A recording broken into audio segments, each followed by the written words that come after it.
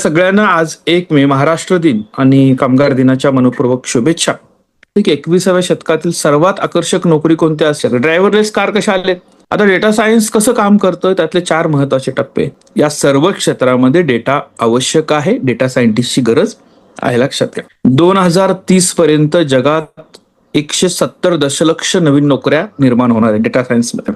Data सायन्समध्ये या ठिकाणी कोणती कौशल्य तुमच्याकडे महत्वाची आहेत हे लक्षात. डेटा सायन्स शिकण्यासाठी आवश्यक काय आहे? एक, डेटा सायन्सची गरज AI मुळे संपणार आहे का? आजचा टास्क काय असेल? करिअर कट्टा युगांच्या सर्वांगीण विकासासाठी. नमस्कार.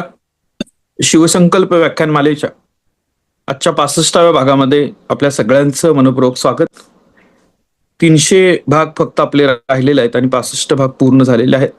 आपल्या सगळ्यांना आज 1 मे महाराष्ट्र दिन आणि कामगार दिनाच्या मनपूर्वक शुभेच्छा. आपल्या आजच्या व्याख्यानाचा जो विषय आहे तंत्रज्ञान आणि भविष्यातील कौशल्य, या विषयाअंतर्गत डेटा सायन्सचे वाढते महत्व या गोष्टी आपण समजून घेण्याचा प्रयत्न, जाणून घेण्याचा प्रयत्न आज करणार आहोत. आज प्रत्येकाच्या तोंडामध्ये हा शब्द असतो आणि तुम्हाला प्रत्येकाला तर एक शब्द माहितीच आहे की दररोज 1.5 GB डेटा. आता दररोज 1.5 GB डेटा एवढा आपल्याला माहित आहे, तो संपला की आपण किती अस्वस्थ होतो हे आपल्याला माहिती आहे. पण याच्या पलीकडेही जाऊन डेटा सायन्स नावाची एक संकल्पना अस्तित्वात आहे, ज्याची या ठिकाणी सगळ्यात मोठ्या प्रमाणामध्ये मागणी आता वाढत आहे आणि प्रत्येक गोष्टीमध्ये त्याचा समावेश झालेला आहे. भविष्यामध्ये या डेटा मॅनेज करण्यामध्ये, या डेटाच्या माध्यमातून योग्य विश्लेषण करण्यामध्ये आणि हे विश्लेषण करून योग्य निर्णय घेण्यामध्ये जे लोक नोकरीची संधी शोधतायत, जे लोक त्याच्यामध्ये स्वतःला सिद्ध करतायत, त्यांना प्रचंड मोठ्या प्रमाणामध्ये वेगवेगळ्या पद्धतीच्या संधी उपलब्ध आहेत. हे आपण या ठिकाणी थोडं समजून घेणं गरजेचं आहे, लक्षात घ्या. कारण आपण बघा युट्यूबवर एखादा व्हिडिओ बघतो किंवा नेटफ्लिक्सवर व्हिडिओ बघता, बँकेमध्ये एखादं कर्ज प्रकरण होता, गुगलवर रस्ता शोधता, लक्षात जे काही तुम्ही सगळं, प्रत्येक क्लिक हा एक डेटा पॉइंट क्रिएट करत असतो. तुम्ही केलेली प्रत्येक क्लिक हा एक डेटा पॉइंट क्रिएट करत असतो आणि या डेटावर आधारित या ठिकाणी निर्णय घेतले जातात, प्रॉडक्ट ठरवले जातात, पॉलिसी बनवली जाते. म्हणून डेटा सायन्स ही अत्यंत महत्वाची गोष्ट आहे. मग डेटा सायन्समध्ये गणित, स्टॅटिस्टिक, त्यानंतर स्पेशल प्रोग्रामिंग, त्यानंतर या ठिकाणी तुमचं एक अनालिटिकल थिंकिंगचा भाग असतो, त्यानंतर AIचा भाग आहे, मशीन लर्निंगचा भाग आहे आणि या सगळ्यांच्या संयोजनातून, या सगळ्यांच्या कोऑर्डिनेशन मधून या ठिकाणी पॉझिटिव्ह किंवा या ठिकाणी जे योग्य असतील ते इन्साइट घेतले जातात आणि त्याच्यावर पुढे निर्णय आणि नियोजन केलं जातं, लक्षात. फॉर एक्झाम्पल आता या ठिकाणी जनसंख्या आपली या ठिकाणी जनगणना केली जाते. जनगणना कशासाठी केली जाते? तो हा डेटा कलेक्ट करण्यासाठी केली जाते. डेटा कलेक्ट केल्यानंतर ज्या वेळेला शासनाला हे माहीत होईल की आपल्याकडं कोणत्या वयोगटातले किती लोक आहेत, किती उत्पन्न गटातले किती लोक आहेत, त्यांच्या विकासासाठी कोणत्या योजना राबवल्या पाहिजेत, कोणत्या भागामध्ये लोकसंख्या जास्त आहे, कुठं ती विरळ आहे, कुठं खनिज संपत्ती जास्त आहे, कुठं पशुधन जास्त आहे, ह्या सगळ्यांची या ठिकाणी माहिती गोळा झाल्यानंतर त्यावर आधारित निर्णय घेणं हे सोपं जातं आणि आपण बघतो की एकदा जनगणना झाल्यानंतर किमान 10 वर्ष त्याच्या प्लॅनिंगसाठी जातात. म्हणजे 10 वर्षाचं प्लॅनिंग बनवलं जातं. पण जग आता इतक्या वेगाने बदललेलं आहे की तो डेटा अपडेट करावा लागतो, दररोज डेली अपडेट होतो आणि त्यावर तुमचे निर्णय होत असतात, लक्षात घ्या. तो इतका महत्वाचा काय ते, जसं आता बघा आपल्याकडं आखाती देशांमध्ये युद्ध चालू झालं आणि काय प्रॉब्लेम झाला तर आपलं इंधन जे आहे ते इंधन या ठिकाणी महागलं आणि आपल्याला अडचण झाली. तसं एक नव्या पद्धतीचं इंधन या दशकातलं काय आहे किंवा पुढच्या दशकातलं काय असणार आहे तर तो डेटा आहे, लक्षात घ्या. तुम्ही जिथं क्लिक कराल तिथं डेटा पॉइंट क्रिएट होणार आहे आणि क्रिएट झालेला डेटा पॉइंट कोणत्या ना कोणत्या प्रॉडक्टसाठी, कंपनीसाठी, शासनासाठी निर्णय घेण्यासाठी मदत करणारा एक महत्वाचा सोर्स ठरणार आहे. त्यामुळं हा कच्चा डेटा जरी उपयोगाचा नसला तर तो प्रोसेस करणं, तो क्लीन करणं हे लक्षात घ्या. म्हणजे जसं क्रूड ऑइल मिळालं, कच्चं तेल कोण वापरतं का? नाही वापरताय. पण त्याच्यावर प्रोसेस करायचं, ते रिफाईन करायचं आणि मग त्याच्या कॅटेगरीनुसार विमानाचं ऑइल वेगळं जातं, त्यानंतर या ठिकाणी हेलिकॉप्टरसाठी वेगळं वापरलं जातं, हेवी व्हेकलसाठी वेगळं वापरलं जातं, तुम्ही पर्सनलाइज पॅसेंजर कार ज्या वापरतात त्या कारसाठी वेगळं वापरलं जातं. असं या ठिकाणी वेगळे वेगळे बाय प्रॉडक्ट जसे निघत असतात तसंच या डेटाच्या बाबतीमध्ये डेटा स्वच्छ करणं, क्लीन करणं, त्यानंतर त्याचं विश्लेषण करणं, त्याचे वेगवेगळे सॅम्पल्स जे आहेत ते आयडेंटिफाय करणं आणि त्याचा योग्य पद्धतीनं अर्थ लावणं, हे काम जो करतो त्याला डेटा सायंटिस्ट असं म्हटलं जातं, लक्षात घ्या. म्हणून या ठिकाणी आपल्याला हार्वर्ड सारख्या बिझनेस रिव्ह्यू मॅगझिन काय म्हणते की 21व्या शतकातील सर्वात आकर्षक नोकरी कोणती असेल तर ती डेटा सायंटिस्ट ही आहे, लक्षात घ्या. त्याच्यामध्ये आता डेटा सायन्स कसं काम करतं त्यातले 4 महत्वाचे टप्पे. पहिला या ठिकाणी डेटा गोळा करणे, कलेक्शन. म्हणजे mobile app, social media, IoT, sensors, website, ग्राहकाच्या नोंदी सगळ्या पद्धतीने डेटा कलेक्ट केला जातो. म्हणजे तुम्ही बघितलं का, की मोठमोठ्या यात्रा असतात, जत्रा असतात. तुम्ही या ठिकाणी एखाद्या एक्झिबिशनला भेट देता. प्रत्येक ठिकाणी गेलात की तिथे एक आता चौकट बघायला मिळते सेन्सरची आणि त्याच्यामधून तुम्हाला ते जायला लावतात. म्हणजे ते काउंटिंग होत असतं. किती माणसं आली. टोल नाक्यावर गेलात तर तिथे काउंटर लावले असते, किती व्हेकल गेल्या. हे कशासाठी केलं जातं, की एक्झिबिशन मध्ये लावलेला काउंटर सांगतो की किती लोकांनी भेट दिली. मग आपली जी व्यवस्था होती ती 1,00,000 लोकांसाठी होती, पण 2,00,000 लोक आली. मग पुढच्या वेळेला आपल्याला 2,00,000 लोकांसाठी व्यवस्था करायची असेल तर ते माहित असलं पाहिजे. 2,00,000 लोक आली आणि 2 कोटीचा व्यवसाय झाला, मग प्रत्येकाने किती खरेदी केली हे माहित होण्यासाठी ते लागतं. म्हणजे आता डेटा कलेक्शनचे वेगळे वेगळे तुम्ही बघितलं असेल की तुम्हाला वेगवेगळ्या वर्तमानपत्रामधून या ठिकाणी काय येतात, कुपन येतात. ते म्हणतात हे कुपन चिकटवा आणि हे आमच्याकडे जमा करा. जमा केल्यानंतर तुम्हाला बक्षीस मिळेल. हे लक्षात. तुम्ही असं करा बघू, त्याच्या खाली जे लिहिलेलं असतं नाव, मोबाईल नंबर, पत्ता जो आहे तो या ठिकाणी न भरता त्यांच्याकडे कुपन जमा करून द्या आणि त्यांना सांगा की मला बक्षीस द्या. देतील का ते? नाही देणार, कारण ही स्कीम जी आहे ती डेटा कलेक्शनचं एक माध्यम आहे. पेट्रोल पंपावर तुम्ही थांबलेला असता, पेट्रोल भरत असताना ते येतात आणि म्हणतात की कुपन भरून टाका, लकी ड्रॉ मध्ये तुम्हाला नंबर लागणार. हा काय भाग आहे? तर तो लकी ड्रॉ मधनं नंबर लागणार म्हणजे तुमचे नाव, मोबाईल नंबर एकत्र करणं आणि मग तुम्हाला वेगवेगळ्या कंपन्यांच्या स्कीमची माहिती यायला लागते. लक्षात घ्या. पण अशी वेगळ्या व्हरायटी ऑफ टाइप्सनं डेटा कलेक्ट करण्याचं काम करतं. हा पहिला टप्पा. दुसरं काय आहे, तो स्टोअर करणं आणि प्रोसेस करणं. हा फार महत्वाचा भाग असतो. डेटा कलेक्ट झाला, पण केलं काय तुम्ही त्याचं? तुमच्याकडे असणाऱ्या प्रत्येक फोन नंबरची एक व्हॅल्यू आहे. तुमच्याकडे असणाऱ्या प्रत्येक नावाची, ईमेल आयडीची एक व्हॅल्यू आहे. पण तो तुम्ही व्यवस्थित प्रोसेस केला का, तो स्टोअर केला का?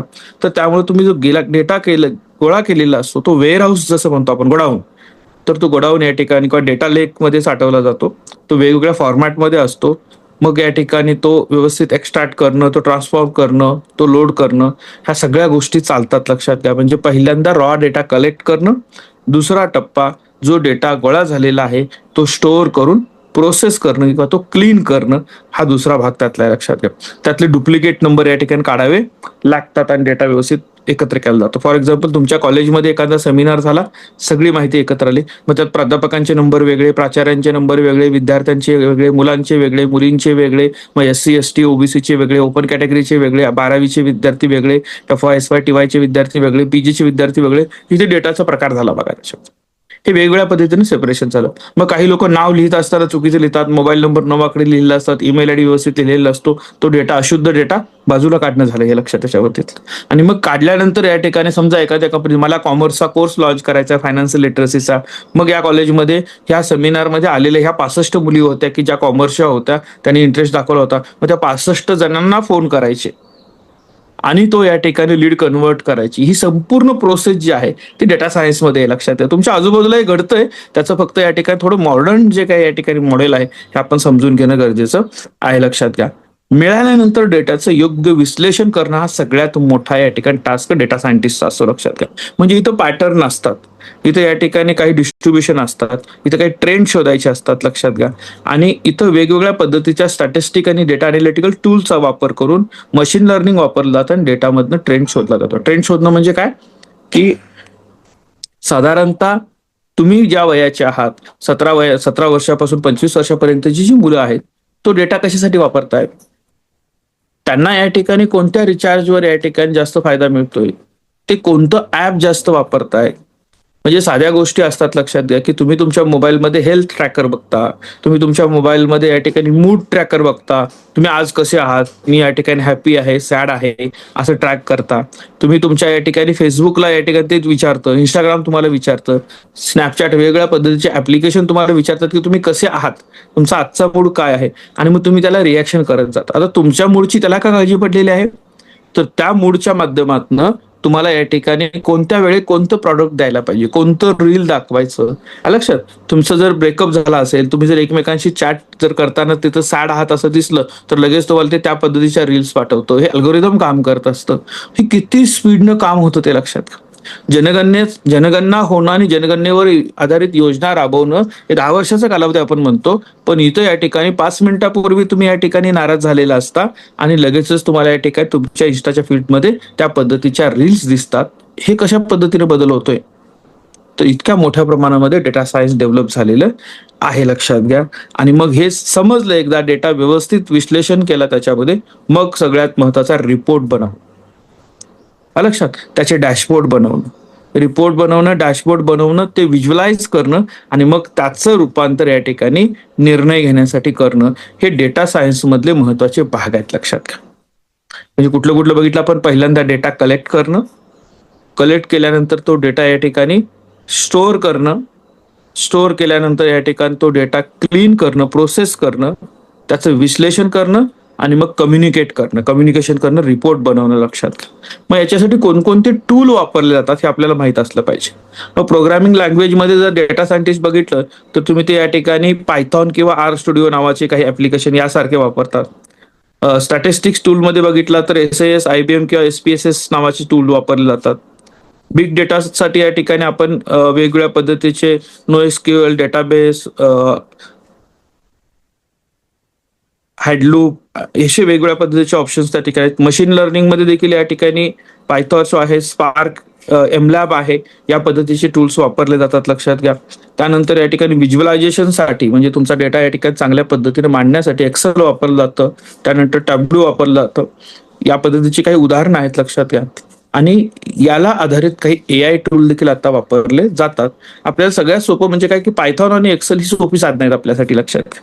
डेटा ऑर्गनाईज करणं आणि मांडण्यासाठी, आणि तुम्ही त्याच्यामध्ये चांगल्या पद्धतीने काम करत असता, लक्षात घ्या. डेटा सायन्सचा प्रत्यक्ष उपयोग काय होतो, आपण हे एक्झॅक्ट कसं काम करतं हे देखील समजणं गरजेचं आहे. तर त्यातला पहिला उपयोग लक्षात घ्या, फायनान्स आणि बँकिंग. तुमची क्रेडिट रिस्क जी आहे, म्हणजे ही व्यक्ती की आतापर्यंत, काल आपण क्रेडिट स्कोअर बघितला, याचा क्रेडिट स्कोअर असा आहे, याचं फायनान्शियल बिहेवियर या पद्धतीचं आहे आणि त्याची या ठिकाणी असेट व्हॅल्यू अशा पद्धतीची आहे, तर त्याचं लगेच या ठिकाणी लोन कसं द्यायचं हे समजून घेतलं. इन्शुरन्स सेक्टरमध्ये जागतिक पातळीवर घडणाऱ्या घडामोडी आणि त्यानुसार इन्शुरन्स कंपन्यांच्या या ठिकाणी दर कमी जास्त होत असतात.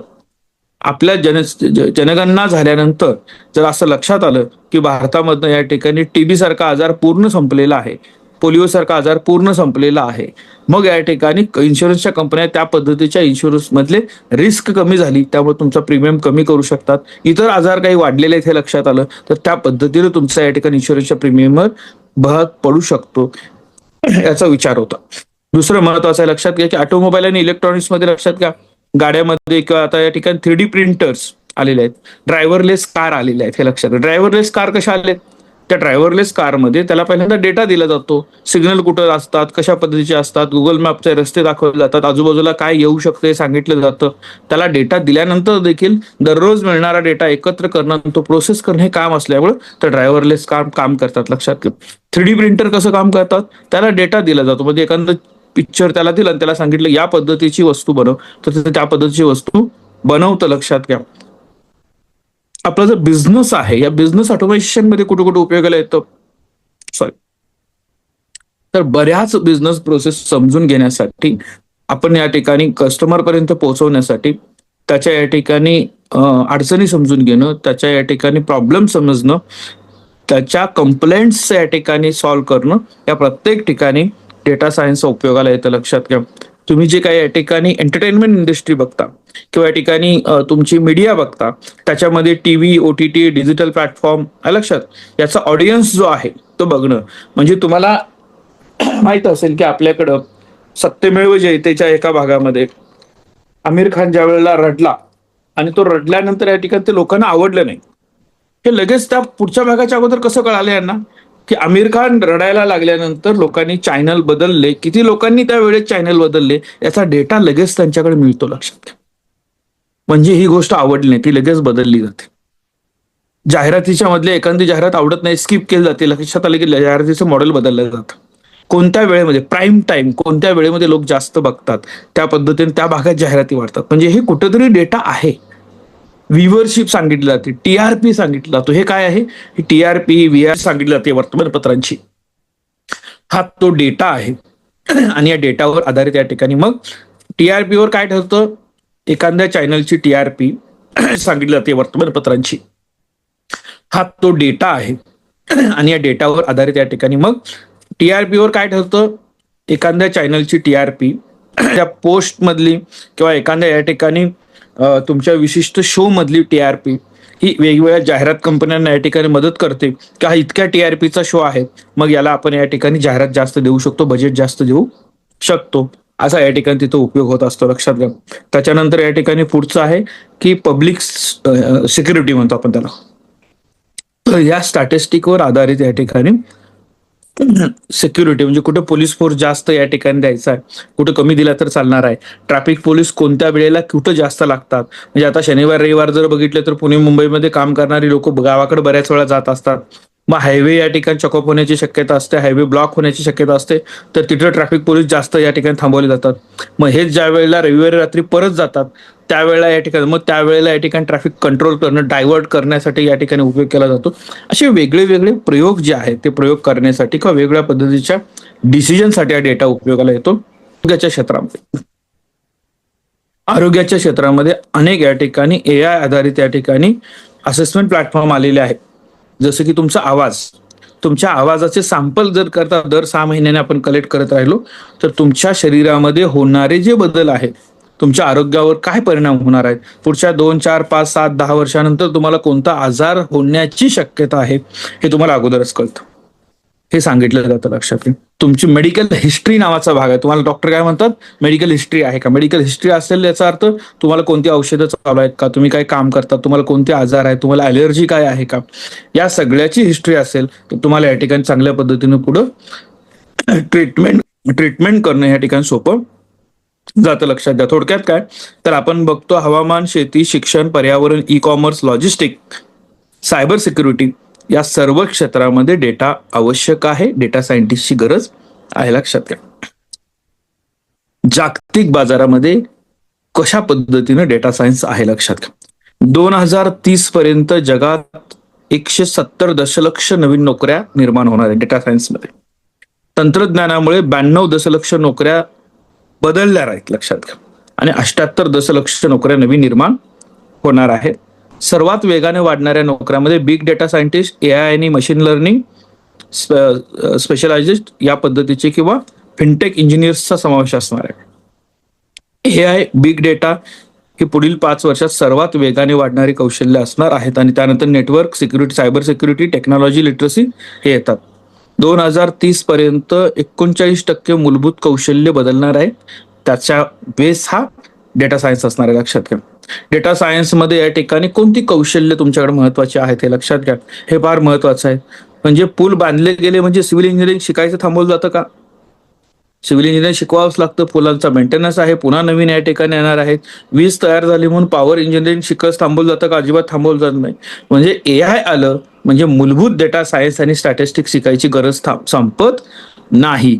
त्यामुळे बऱ्याच वेळा म्हटलं जातं कुठल्याही क्षेत्रात करिअर करा, स्टॅट्स आणि मॅथ्स या 2 विषय आपण सोबत घ्यायला पाहिजे, जे तुम्हाला लॉंग टर्म करिअरला उपयोगाला येतात. तुम्ही आता पुढे आलेला, तुम्ही हे 2 विषय सोडून पुढे आलेला आहात तर त्या पद्धतीचे काही short term courses data science मधले करून देखील तुम्हाला स्वतःला डेव्हलप करता येतं, हे लक्षात घ्या त्याच्या बाबतीतनं. त्यामुळे आपल्याला या सर्व गोष्टींच्या माध्यमातून तुम्हाला हे लक्षात येईल की तुम्हाला असणाऱ्या AI टूलचा वापर करून डेटा जो आहे त्याचं विश्लेषण करून शक्यता सांगणं, यावर आधारित निर्णय प्रक्रिया मजबूत करणं, या कामासाठी डेटा सायन्स म्हणून चांगल्या पद्धतीच्या संधी उपलब्ध आहेत. इनपुट जर AI ला चुकीचं मिळालं तर निर्णय चुकीचे होऊ शकतात. त्यामुळे AI ला सगळ्यात महत्वाचा आहे डेटा. लक्षात घ्या. डेटा नसेल तर AI काम करू शकत नाही. AI तुम्हाला उत्तर बरोबर कधी देईल? जर तुम्हाला या ठिकाणी त्याला दिलेले इनपुट चांगले असतील तर AI तुम्हाला उत्तर चांगलं देणार आहे. लक्षात घ्या. डेटा सायन्स शिकण्यासाठी आवश्यक काय आहे? एक, टेक्निकल स्किलमध्ये स्टॅटिस्टिक आणि मॅथ्स, प्रोग्रामिंगमध्ये पायथॉन, थोड्या प्रमाणात SQL, त्यानंतर डेटासाठी या ठिकाणी व्हिज्युअलायझेशन का Excel, Tableau, power BI, machine लर्निंगची मूलभूत संकल्पना माहीत असायला पाहिजे आणि डेटाबेस आणि क्लाउडची ओळख असायला पाहिजे. आपले ह्युमन स्किल काय पाहिजेत लक्षात घ्या. क्रिएटिव्ह थिंकिंग, त्यानंतर या ठिकाणी फ्लेक्झिबिलिटी, क्युरिओसिटी, रेझिलियन्स, लिडरशिप आणि अनालिटिकल थिंकिंग या गोष्टीचा या ठिकाणी आपला स्किल असायला पाहिजे. म्हणजे डेटा सायन्स म्हणजे फक्त कोड नाही, फक्त नंबर नाही, तर विचार करण्याची पद्धती आणि प्रॉब्लेम सोडवण्याची सतत शिकत असण्याची सवय हा डेटा सायन्टिस्टचा महत्वाचा रोल आहे किंवा त्याची एक महत्वाचं कौशल्य आहे. लक्षात घ्या. त्यानंतर या ठिकाणी करिअरचं मार्ग तुम्ही डेटा अनालिटिक म्हणून काम करू शकता, डेटा सायंटिस्ट म्हणून काम करू शकता, मशीन लर्निंग इंजिनिअरिंग म्हणून काम करू शकता, बिग डेटा इंजिनियर म्हणून काम करू शकता, बिझनेस इंटेलिजन्स अनालिटिक म्हणून काम करू शकता, AI इंजिनियर किंवा NLP इंजिनियर म्हणून काम करू शकता आणि डेटा इंजिनियर म्हणून देखील काम करू शकता. हे क्षेत्र आहेत. सगळ्यात महत्त्वाचं लक्षात घ्या, मी हे सगळं म्हणत असताना हे क्षेत्र फक्त इंजिनिअरिंगसाठी आहे असं अजिबात नाही. याच्यामध्ये commerce, statistic, economics, mathematics, MBA, science, arts या शाखेतल्या विद्यार्थ्यांना देखील चांगली संधी उपलब्ध आहे. त्यांनी त्यांचा बेस चांगला बनवलेला आहे, हे लक्षात घ्या. डेटा सायन्स शिकण्याचे महत्वाचे काही टप्पे जे आहेत त्याच्यामध्ये एक पहिल्यांदा एक्सेल पासून सुरुवात करा, बेसिक स्टॅटिस्टिक्स शिकून घ्या, पायथॉन आपण शिकलं पाहिजे, SQL सारखे डेटाबेस समजून घेतले पाहिजेत, डेटा व्हिज्युअलायझेशन टॅब्ल्यू किंवा पॉवर BI आपण बघितलं पाहिजे, मशीन लर्निंगच्या मूलभूत संकल्पना समजून घेतल्या पाहिजेत आणि छोटे छोटे रिअल वर्ल्डचे प्रोजेक्ट तुम्ही करायला सुरुवात करा. त्यानंतर तुम्हाला या ठिकाणी इंटर्नशिप किंवा या ठिकाणी फ्रीलान्सच्या माध्यमातून स्वतःला या ठिकाणी तुमची प्रोफाईल डेव्हलप करता येईल. हे सगळं एकाच वेळेला करायचं नसतं, पण तुम्ही जर कंटिन्युटी ठेवली तर साधारणतः 1 वर्षामध्ये तुम्हाला तुमचं या क्षेत्रामधलं स्वतःचं स्थान निश्चित करता येईल. आता आपले काही गैरसमज आहेत ते पहिल्यांदा बघू आपण. त्याच्यामध्ये लक्षात घ्या, एक, डेटा सायन्स फक्त IT साठी आहे, अजिबात नाही. फॅक्ट काय, कोणत्याही ब्रँचचा विद्यार्थी हे शिकून स्वतःला डेव्हलप करू शकतो, लक्षात घ्या. त्यानंतर या ठिकाणी खूप अवघड गणित लागतं का, नाही. मूलभूत स्टॅटिस्टिक आणि या ठिकाणी प्रोबॅबिलिटी पुरेशी असते. डेटा सायन्सची गरज AI मुळे संपणार आहे का, नाही. मुळात AI मुळे ती वाढणार आहे. AI डेटाशिवाय कामच करू शकत नाही, लक्षात घ्या. महागड्या कोर्सेस शिवाय करता येणार नाही का, तर असं अजिबात नाही. आज अनेक फ्री कोर्सेस उपलब्ध आहेत, त्या कोर्सेसच्या माध्यमातून तुम्ही या ठिकाणी या गोष्टी शिकू शकता, लक्षात घ्या. विद्यार्थ्यांशी आपण या ठिकाणी ज्यावेळेला कम्युनिकेट करत असतो त्यावेळेला हा डेटा समजून घेणं हे गरजेचं असतं. म्हणजे तुम्ही इतरांशी कम्युनिकेट करत असताना किंवा या ठिकाणी तुमच्याशी इतर कम्युनिकेट करत असताना स्टॅटिस्टिकवर जर बोललात, म्हणजे एखादा वक्ता भाषण देतोय आणि त्या भाषणामध्ये जर करता या ठिकाणी संख्या असते, भारतामध्ये 2 लाख मुलांनी हा कोर्स केला, त्यातली 1 लाख मुलं या ठिकाणी पास झाली, त्यातल्या 50,000 मुलांनी तर नोकरी केली आणि त्या प्रत्येकाला किमान 3 लाख रुपयाचं पॅकेज मिळालं. हे ह्या डेटाचा जेवढा इम्पॅक्ट होतो तेवढा इम्पॅक्ट या ठिकाणी जर प्लेन स्टेटमेंट केलं, भरपूर मुलांनी नोकरी कोर्स केला, त्यातल्या काही मुलांना नोकरी मिळाली आणि त्यांना चांगलं पॅकेज मिळालं, त्या वाक्यांमधला फरक समजून घ्या. डेटा इम्पॅक्ट करत असतो आणि तो जो डेटाचा इम्पॅक्ट असतो तो निर्णय घेण्याला मदत करत असतो. तसंच या ठिकाणी आपल्याला त्या डेटाच्या माध्यमातून पुढची येणारी पॉलिसी ठरवणं जे आहे हे गरजेचं असतं. त्यामुळे डेटा हा आजच्या काळात ज्याच्यावर या ठिकाणी डेटा आहे, म्हणजे जसं टाइम इज मनी म्हटलं जातं, नेटवर्क इज वेल्थ म्हटलं जातं, तसं डेटा ही देखील तुमची वेल्थ आहे, लक्षात घ्या. त्यामुळे तो तुम्हाला मॅनेज करायचा आहे, लक्षात त्याच्या बाबतीतनं. त्यामुळं डेटा हे जसं या ठिकाणी आपण म्हटलं ना की आखाती देशांच्याकडे तेल आहे, तर भारताकडे या ठिकाणी डेटा आहे, भारताकडे या ठिकाणी कंझ्युमर आहे, भारताकडे मोठी बाजारपेठ आहे. ही आपल्याला वापरता यायला पाहिजे, लक्षात त्याच्या बाबतीतनं. तर पण आज ज्या या गोष्टी बघितल्या, लक्षात घ्या, या गोष्टीचा विचार करता डेटा सायन्स हे या ठिकाणी अत्यंत महत्वाची बाब आहे. आता चॅटबॉक्स मध्ये प्रश्न विचारला की कोर्सेस कोणते कोणते उपलब्ध आहेत जे तुम्ही कोर्स करू शकतो. सगळ्यात महत्वाचं मित्रांनो लक्षात घ्या की कोणत्याही IITच्या किंवा IIMच्या वेबसाईटवर जर तुम्ही गेलात तर त्यांनी तुम्हाला फ्री कोर्सेस तयार करून ठेवलेले आहेत, लक्षात घ्या. NPTEL वर गेलात किंवा या ठिकाणी स्वयंवर गेलात तर फ्री कोर्सेस उपलब्ध आहेत. करिअर कट्ट्याच्या माध्यमातून देखील याचे 2-2 क्रेडिटचे कोर्सेस, एक 6 महिन्याचा आपण या ठिकाणी पॅकेज बनवतोय. आणि AI आता तुम्हाला सगळ्यांसाठी राज्य शासनानं कंपल्सरी केलेलं असल्यामुळं त्याचे कोर्स देखील आपण या ठिकाणी डेटा सायन्स आणि या बाबतीत तुमच्यासाठी उपलब्ध करून देणार आहोत, लक्षात घ्या. तर हे आजचं या ठिकाणी सगळ्यात महत्वाचा विषय डेटा सायन्स, डेटा सायन्समध्ये असणाऱ्या नोकरीच्या संधी, त्याचा वेगवेगळ्या क्षेत्रामध्ये असणारा उपयोग हा आपण या ठिकाणी बघितलेला आहे. निश्चित आजचा टास्क काय असेल तर तुम्ही साधा प्रश्न तुमच्या कोणत्याही टूलला विचारा की पुढच्या 25 वर्षामध्ये डेटा सायन्सचं महत्व काय असणार आहे, कोणकोणते जॉब उपलब्ध होणार आहेत, त्याचं सॅलरी पॅकेज काय असेल, मला कोणते या ठिकाणी स्किल मिळवावे लागणार आहे आणि ते स्किल मिळवण्यासाठी कोणते कोर्सेस करावे लागतील, आणि त्यालाच विचारा की पुढच्या 1 वर्षामध्ये ह्या कोर्सेस करण्याचा सिक्वेन्स कसा असेल आणि मी किती वेळ द्यायला पाहिजे. तो प्लॅनच तयार करून देतो. अच्छा, तुम्ही काय केलं पाहिजे, तो तयार करून प्लॅन द्यायचं काम त्याचं आहे, तो एक्झिक्यूट करण्याचं काम तुमचं आहे. ते जर तुम्हाला जमलं नाही तर हे शक्य होणार नाही, लक्षात घ्या. त्यामुळं आजच्या सत्रामध्ये घेतलेल्या या गोष्टी, महाराष्ट्र दिनाचा एखादा संकल्प तुमचा होऊ शकतो स्वतःला या ठिकाणी तयार करण्यासाठी. आज संध्याकाळी 6 वाजता आपण महाराष्ट्र दिनाच्या निमित्तानं 1 वर्षापूर्वी सुरू केलेली एक व्याख्यानमाला तुषाबा शिंदे सरांच्या माध्यमातून दर आठवड्याला एकदा येऊन त्यांनी आपल्याला अत्यंत चांगलं मार्गदर्शन केलेलं आहे. त्यामुळे आपल्या सगळ्यांचं कर्तव्य आहे की त्या कार्यक्रमात तुम्ही हजर राहिलं पाहिजे. 6 वाजता एक कार्यक्रम संपला आणि दुसरा लगेच आपण सुरू करतोय. म्हणजे दुसरे अधिकारी आपले राजीव नंदकर सर पुन्हा 52 आठवड्याची सिरीज आपल्यासाठी चालू करतायत. हे रविवारच्या ऐवजी शनिवारी होणार आहे आणि त्याचा देखील शुभारंभ आहे. तुषाबा शिंदे सरांच्या या संपूर्ण 52 आठवड्याच्या कार्यक्रमाचं पुस्तक तयार केलेलं आहे. त्या पुस्तकाचं प्रकाशन देखील आपण या ठिकाणी करणार आहोत. तर एका कार्यक्रमाची सांगता दुसऱ्या कार्यक्रमाची सुरुवात या ठिकाणी होते आणि AI जे काय आहे त्या AIच्या इमोशन्स साठी देखील या ठिकाणी एक प्रोग्राम आपण चालू करणार आहोत. त्याची देखील सुरुवात आजपासूनच होते.